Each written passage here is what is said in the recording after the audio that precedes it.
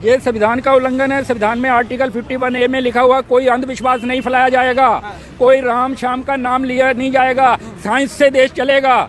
और जो है प्राण प्रतिष्ठा का एक ढोंग है। प्राण प्रतिष्ठा पत्थरों में नहीं होती, मुर्दे में भी नहीं हो सकती प्राण प्रतिष्ठा। क्या प्राण प्रतिष्ठा का इन्होंने जैसे अर्थ निकाला कि पत्थर में जान दे देंगे। मैं क्वेश्चन इनको पूछता हूँ कि जिसमें जान देंगे क्या वो मूर्ति चलेगी? क्या वो मूर्ति बात करेगी? क्या मूर्ति कोई सलाह देगी? तो अगर ये कुछ नहीं करता तो प्राण प्रतिष्ठा कैसे हो गई? ये सब ढोंग है, लोगों को अंधविश्वास की तरफ फैलाया जा रहा है। संविधान का घोर उल्लंघन है। आर्टिकल 51 कहता है कि कोई भी अंधविश्वास नहीं फैलाएगा। ये दुर्भाग्य है जिस आदमी ने, जिस सरकार ने संविधान की शपथ ली है कि हम संविधान के अनुसार काम करेंगे, वही प्रधानमंत्री, वही उसकी सरकार जो है संविधान के खिलाफ, आर्टिकल 51 के खिलाफ काम कर रही है, अंधविश्वास फैला रही है। धर्म के साथ आस्था एक तरीके से, आस्था ये पब्लिक की है, पब्लिक में ठगी है। आस्था कुछ नहीं होती। आस्था वो है जिस बात की समझ नहीं आती उसको आस्था कहते हैं। इन्होंने लोगों को अनपढ़ बनाया है, लोगों को अंधविश्वासी बनाया है, लोगों को झूठ बोला है कि हम पत्थर में जान डाल देंगे। 22 को सब दीपावली हो जाएगा पूरा भारत। ये 22 को जो दीपावली होगा देश की संपत्ति का नुकसान करेंगे।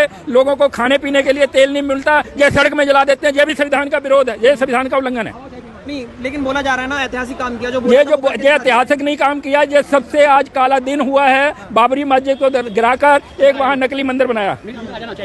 हाँ जी, लेकिन वही है कि राम मंदिर का बोला था, 370 बोला था, जो भाजपा ने बोला वो करके दिखाया। मैनिफेस्टो में था उनके। भाजपा जो है आज जो जितने भी काम कर रही है वो गलत कर रही है। इसका क्या आपको जवाब देंगे? उन्होंने देश के साथ फ्रॉड किया है। संविधान की कसम खा के वो संविधान के विरुद्ध में काम कर रहे हैं। लेकिन बोल रहा है कि विश्व गुरु बनाने की तरफ है। बिशप गुरु कहीं नहीं है, वो बिशप का सर्वेंट भी नहीं बनेगा ये इंडिया। और सबसे ज्यादा बैकवर्ड है, सबसे ज्यादा कर्ज है, और सबसे ज्यादा गरीबी है, सबसे ज्यादा अनपढ़ता है। उसको बिशप गुरु कैसे कहते हैं? अच्छी हो जाएगी, मंदिर बनेगा तो वहाँ रोजगार मिलेगा। वहाँ रोजगार नहीं मिलेगा, वहाँ भिखारी खड़े हो जाएंगे। आप देख लेना, वहाँ पे 2 किलोमीटर की लाइन भिखारियों की होगी। कोई यूनिवर्सिटी आप बनाएंगे, वहाँ से विद्वान पैदा होते हैं, वहाँ भिखारी नहीं मिलेंगे। ये एक भिखारियों के लिए और अड्डा बना दिया इन्होंने। अमीश बेगम एक पत्रकार है, वो तो ये कह रहे हैं राम मंदिर जाओगे तो हॉस्पिटल। पत्रकारों का मैं मुकाबला नहीं कर सकता। पत्रकार अपने समझ से बोलते हैं।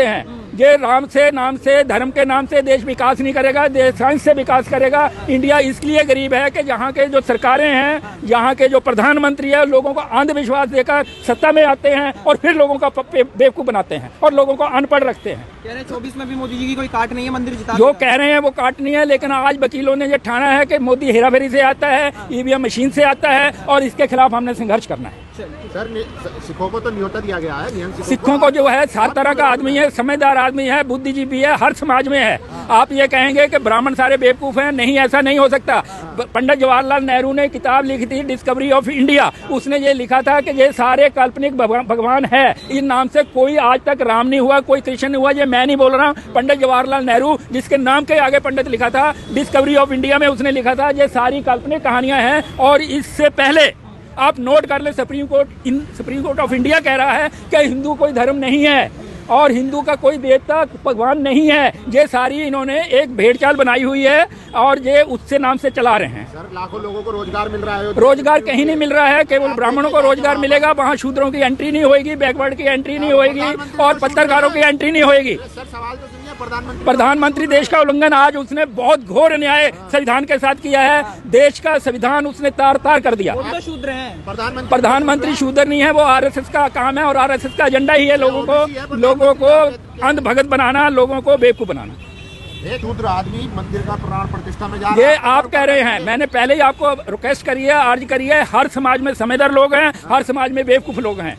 और वो अब ये लगा ले कि भगवान, वो आज प्रधानमंत्री क्या काम कर रहा है साइंस का। देखो, संविधान के आर्टिकल 51 में लिखा हुआ है कि कोई भी सरकार आएगी, साइंटिफिक वैल्यू बढ़ाएगी, जो अंधविश्वास करेगा पब्लिक के साथ, अनपढ़ के साथ, वो एक क्राइम है, उसको पनिशमेंट दिलवाएगी। आज मैं सरप्राइज हो रहा हूँ कि देश की सरकार प्रधानमंत्री के अंदर में जो है वो पूरे देश में अंधविश्वास फैला रही है। किस नाम से? प्राण प्रतिष्ठा के नाम से। मेरे को एक आदमी भी, आप इंटरव्यू ले रहे हैं, किसी को ये बता दो कि जिस पत्थर में इन्होंने प्राण प्रतिष्ठा करी, क्या वो आपकी तरह बात करता? प्राण आप में है, आप में है, आप में है, पत्थरों में प्राण नहीं है। और कोई एक आदमी बता दो जिसने ये देखा कि जिसमें पत्थर में प्राण प्रतिष्ठा हो गई और पत्थर आपकी तरह बात करने लगा, आपकी तरह पत्रकार बन गया, ऐसा देखा है क्या?